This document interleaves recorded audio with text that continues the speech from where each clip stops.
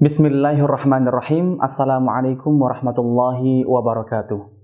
Pemirsa yang dirahmati oleh Allah Subhanahu wa taala, kita kembali lagi dalam halaqah ilmu hadis. Pada pertemuan sebelumnya, alhamdulillah kita sudah membahas tentang pembagian hadis-hadis dhaif.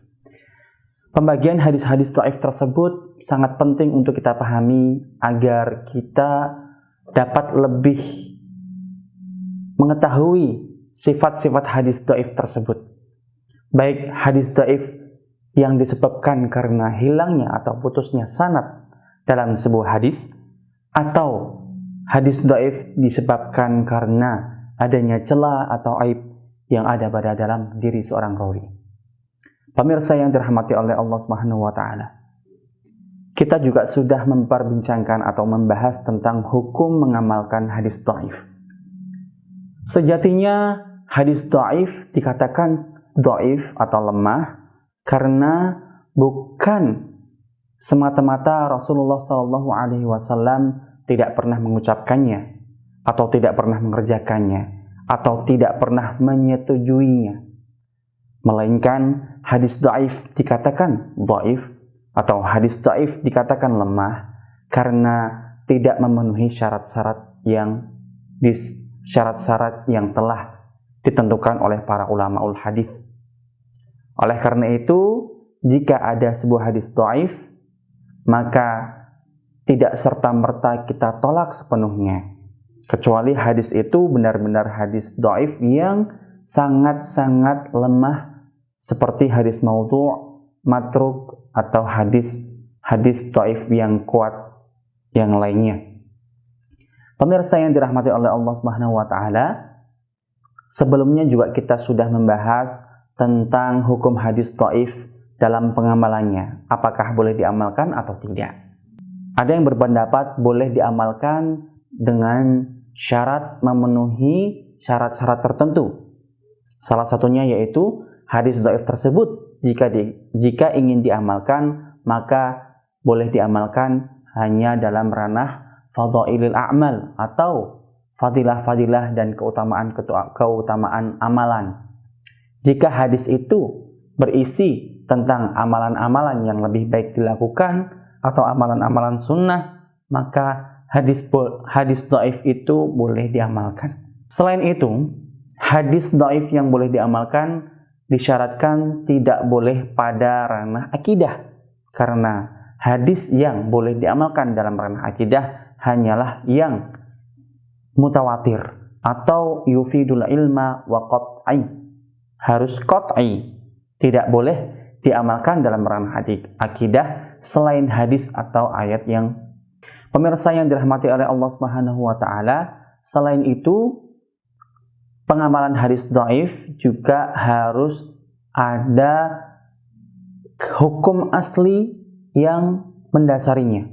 Artinya tahta aslin ma'mulin bihi, ada hukum umum yang kemudian menaungi atau mendasari hukum hadis dhaif yang ingin kita amalkan. Pemirsa yang dirahmati oleh Allah Subhanahu wa taala, demikianlah hukum pengamalan hadis dhaif. Perlu kita ingat sekali lagi, hal yang penting adalah untuk tidak beriktikad atau meyakini secara yakin bahwa hadis dhaif ini berasal dari Rasulullah SAW. Kenapa? Karena ranah hadis dhaif adalah ranah dhanniyut thubut dan dhanniyut dilalah. Kemudian kita akan beralih kepada pembagian hadis dengan segi yang lain atau dari segi yang lain.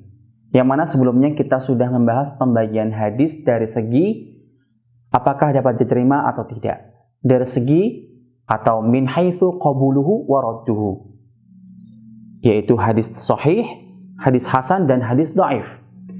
Yang mana yang dapat diterima adalah hadis sahih dan hadis hasan, sedangkan hadis yang tidak dapat diterima adalah hadis dhaif, tentu dengan syarat-syarat yang sudah kita bahas sebelumnya. Sekarang kita akan membahas pembagian hadis dari segi siapa yang menyampaikannya, atau bi'tibari man udhifa ilaihi. Pemirsa yang dirahmati oleh Allah Subhanahu wa taala, jika kita telusuri, maka hadis-hadis Rasulullah sallallahu alaihi wasallam yang kita dengar, yang kita baca dalam kitab-kitab riwayat, tidak semuanya Rasulullah sallallahu alaihi wasallam yang langsung menyampaikan. Karena kita akan menemukan jenis-jenis dari hadis tersebut yang sedikit berbeda. Artinya, ada jenis hadis yang Rasulullah sallallahu alaihi wasallam lah yang menyampaikannya atau masdar, sumber yang menyampaikannya dari awal. Ada hadis juga yang Rasulullah hanya perantara. Artinya ada yang mengucapkan sebelum Rasulullah sallallahu alaihi wasallam, yaitu Allah Subhanahu wa taala. Kemudian juga ada hadis yang menyampaikan adalah para sahabat, bukan Rasulullah sallallahu alaihi wasallam, atau asal hadis tersebut dari para sahabat. Ada juga hadis yang berasal dari para tabi'in, yaitu para generasi yang datang setelah sahabat Rasulullah sallallahu alaihi wasallam wafat atau yantaqilu ila rahmatillahi taala. Pembagian terdapat 4. Hadis qudsi, yaitu hadis yang menyampaikannya adalah Allah Subhanahu wa taala. Kemudian disampaikan kepada Rasulullah sallallahu alaihi wasallam dan Rasulullah sallallahu alaihi wasallam mendapatkan maknanya, kemudian disampaikan kepada para sahabat-sahabatnya, sehingga Rasulullah sallallahu alaihi wasallam akan berkata, Allah berkata demikian, kada. Allah berkata bahwasanya Allah lebih dekat dari urat nadi. Misalkan, Allah berkata bahwasanya prasangka Allah akan mengikuti prasangka hambanya. Itu contoh dari hadis qudsi. Sedangkan hadis marfu', yaitu hadis yang betul-betul Rasulullah sallallahu alaihi wasallam lah yang menyampaikannya, tidak menukilkan dari Allah Subhanahu wa taala. Kemudian hadis mauquf. Hadis mauquf adalah hadis yang asalnya dari perkataan atau perbuatan para sahabat radhiyallahu taala anhum. Dan yang terakhir yaitu hadis maqtu', yaitu hadis yang asalnya yaitu dari perkataan atau perbuatan para tabi'in radhiyallahu taala anhum.